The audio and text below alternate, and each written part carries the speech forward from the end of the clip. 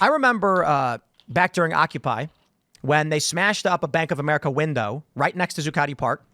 And I asked them, why did they smash the windows? And they said, so that we can teach Bank of America a lesson. And I said, and what lesson do you think you taught them?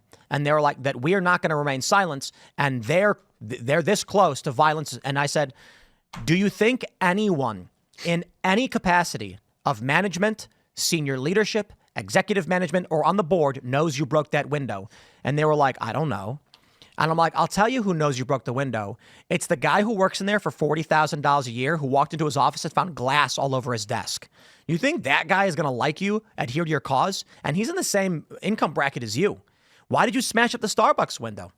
Same reason. I said, do you think any of these $12 an hour Starbucks employees understand your message? All they know is they showed up for work and the boss said, we're closed today. The window's been smashed. And they said, but bro, I need the hours. And the boss said, sorry, we can't do anything about it. Looks like no one's working today. And now the dude's not going to be able to pay his car bill.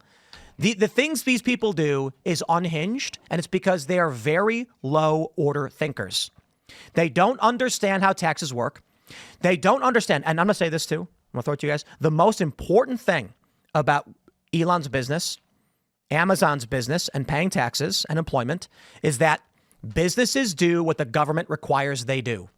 And most people don't know this, but usually when your company has a policy that you hate, it's because the government makes them do it. That and insurance companies. Yeah. But you're sitting there being like, why do we have to do these stupid sexual harassment seminars? Man, my company's lame. Well, the government makes them do it.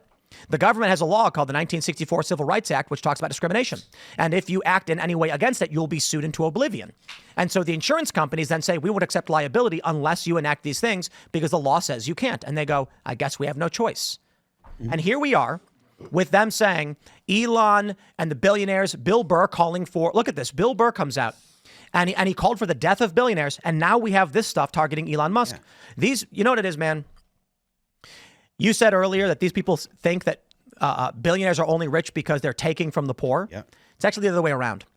Poor people's standard of living increases exponentially when wealthy people develop things. Yes. And let me just pause right there and not say it is not that you are inherently wealthy that makes you a good person.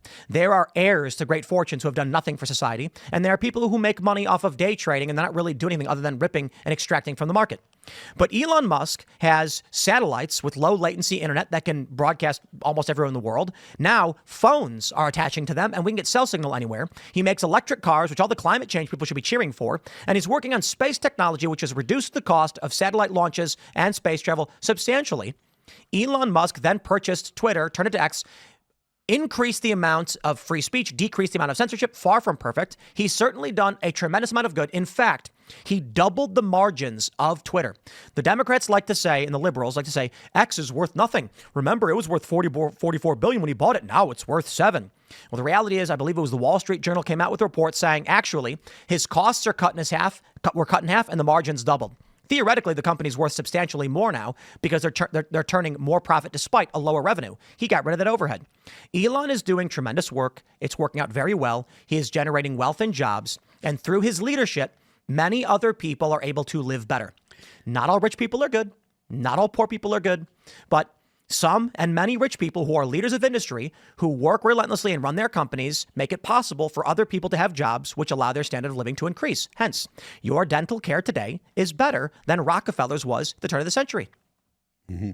And it's great that you mentioned dental care and stuff, because the industries that don't have the government involved in them on a regular basis when it comes to health care or people's bodies or whatever, your plastic surgery, things like LASIK surgery for your eyes, rhinoplasty, which is plastic surgery, dental work, all that stuff. Those tend to get cheaper as time goes on because of innovation and the market. The things that don't get cheaper are the things that are necessary care that you have to have insurance for. So it should be cheaper to set a broken bone nowadays than it was 100 years ago, right? It should be cheaper. You would think so. You would think it would be cheaper and easier nowadays with all the technology and stuff. It's not. And it's not because there is no market. The cost of the cost of medical care isn't they don't share it with the consumer. So the consumer can't say, well, I'm going to go to someone else who will do it cheaper. You need markets to drive prices down, because that competition is one of the things that makes things get better. Let's give a real great example. Amazon wanted to open a factory or warehouse or whatever in New York. They said over 10 years, we expect to generate $30 billion in revenue. We'll be providing 100, or was it like 10,000 jobs or something like that? So this means the people in New York are going to have jobs. The city of New York is going to generate $30 billion in tax revenue over 10 years. And the city said, we definitely want this. You give $1 from your company to a person, you pay employment taxes. That person buys a cheeseburger, pays a sales tax. That money goes to the government in the end. And so they were very excited. AOC began to hold rallies saying the government is letting them come here for free and giving them a cheaper tax deal. Yes, Amazon was looking for a place to set up shop. Governments were saying, we'll waive taxes of this, that, or otherwise. You come here, it'll be cheaper for you if you work here, because we want the revenue, we want the jobs, we want the industry, because the industry brings wealth with it. Thanks to AOC and her ilk, Amazon decided not to do it, and it destroyed a great opportunity for the people in New York that was going to be used largely to fix their decaying subway system. See, these leftists don't understand how taxes work. She came out and said, New York is giving Amazon billions of dollars. No, it was a tax rebate. It was after they pay the taxes, they get like a rebate. So it means they would ultimately pay very few taxes if they moved there. But you see, progressive activists don't know how any of these laws work. Thanks for checking out this clip from Timcast IRL. Make sure to watch the show live Monday through Friday at 8 p.m. Subscribe to this channel, and we will see you all there.